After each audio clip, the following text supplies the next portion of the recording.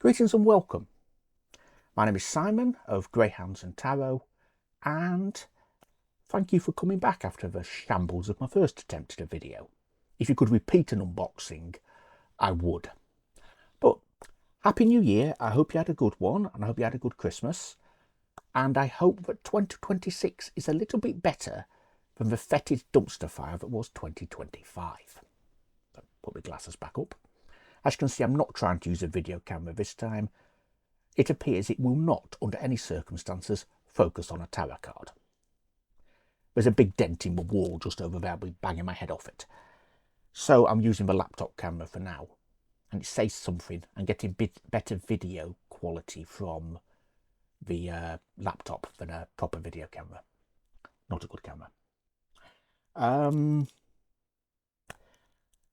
Back to greetings. Sunny, one of my two dogs, sends a lick on the nose and a lot of wagging and then hopping up and down a bit.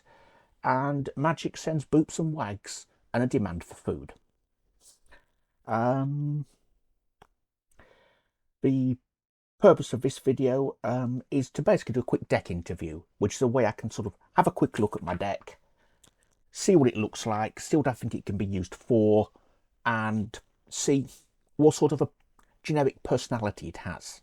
I don't say anthropomorphisize inanimate objects, but I do, which is why virtually every piece of lab equipment at work is named, frequently Ernie, electronic random number indicating equipment. Anyway, see, let me shuffling up now. The first question I'm going to do in a deck interview is, what have you been sent to teach me? As you can see, I'm shuffling overhand. I will never riffle shuffle. I have a clicky joint on this hand, if you can hear that. And what happens is that clicks, and it goes from there to there. It's a very good way to bend a card double when you're trying to riffle shuffle. It also tends to go from there to there, which is a very good way to skip a conical flask down the bench at 30 miles an hour, past someone's ear. That was not very popular that day. Anyway, but it is an issue. I normally shake conical flask with my right hand as a result, which is a bit more supple. However, that being said, first card, what has it been sent to teach me? That was almost a gripper. So let's see, what has it been sent to teach me? No, nothing yet. Got something. Here we are. Okay. As you can see, that's much better. That's for lovers. A rather pretty card. It's got a doggy on the back, and they're floating on calm water. Oh, there's a duck there as well. Oh, well, that's quackers. Yeah. Right, okay. So, lovers. 6. 6 yet.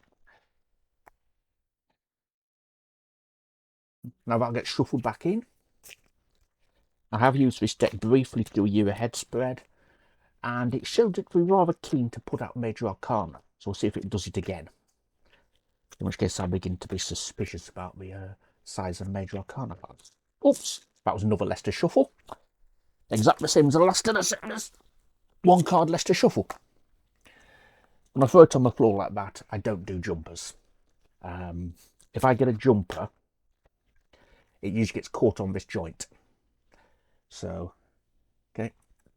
Next question. How can I get the best out of working with you? Let's see. Well, here's another Major Arcana. Death.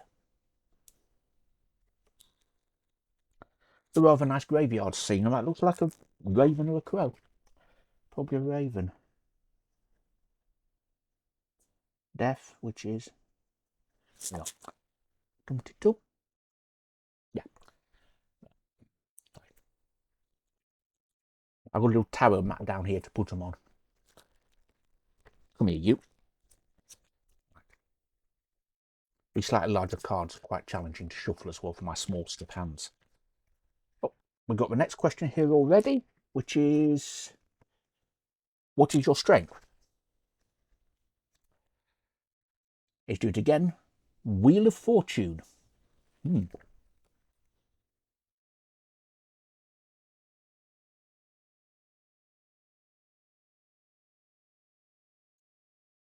Well, that's 3 major arcana so far, so this is a very, very pushy, auspicious deck. Or, possibly, all the major arcana are bigger cards. But I have tried a few shuffles since and had a few lesser arcana, minor arcana, not less than minor. What have we got here? For what is its weakness? The Hierophant. It's not a very good teaching deck then. How do you spell Hierophant? I'm deep suspicious about this deck now. Oh, last 2 questions. What type of work do you prefer? Assuming it can prefer any type of work at all.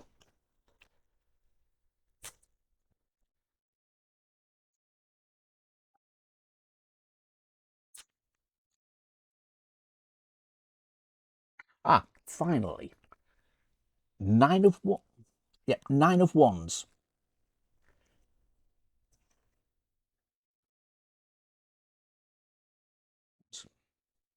So it likes working with the 9 of Wands. I will have to look up to see what that is off the top of my head. It's not high ground. It's not overwhelmed, no. I'll have a quick look. And what sort of generic personality does it have? What's its overall outlook on life? Or on... What have we got? The Star. So...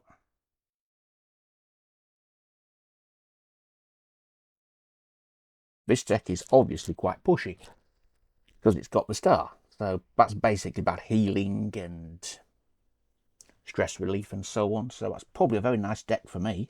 I'm a bundle of nerves. It likes working with the 9 of Wands. Let's get the deck. As always, I forgot to get something out because I'm a dip. Here we are.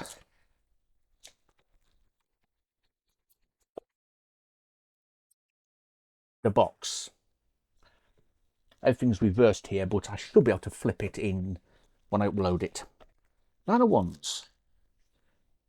Pentacles, testicles, swords, cups, wands. Page 10, 9 of Wands.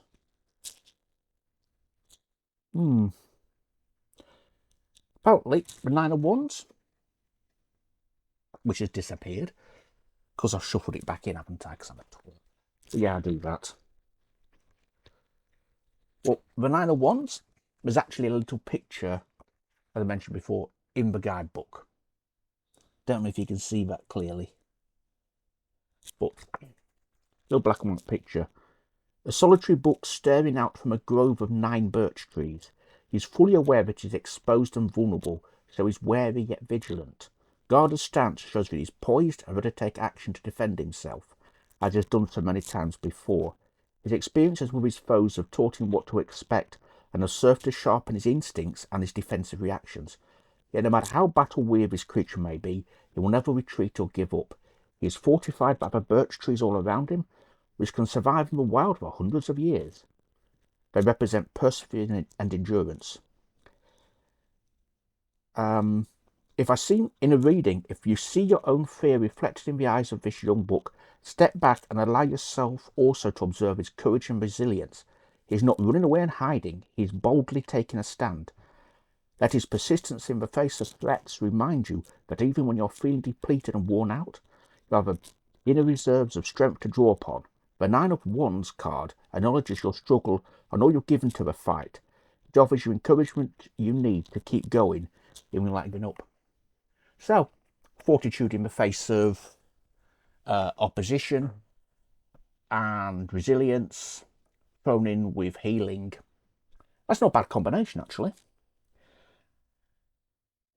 It's not really good with passing on actual learning. But Wheel of Fortune, for what is its strength? Its strength is luck, fortune. Gotta have a quick skim of that. I'm very glad I didn't get any devils or...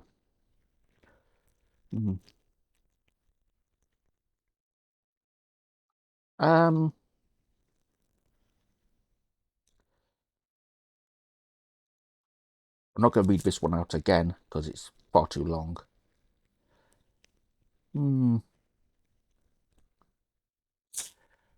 Basically, it's good about turning points and shift my internal fortune and how I respond to external factors. That's probably going to be a very good deck for dealing with the way life shits on you sometimes.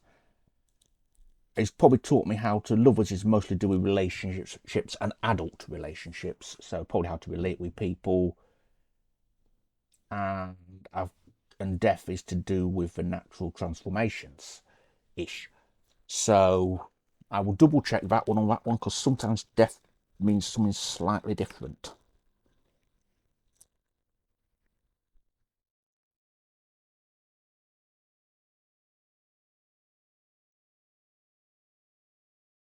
Yeah, I've got to basically put stuff behind me and fully embrace what comes next, as a very brief skim read. So well, that's interesting for that deck. I hope this deck has been at least a little bit better than the last shambles, and I will do a flip through of the deck later when I've got it back in order. There's not a lot to say except keep safe and be well.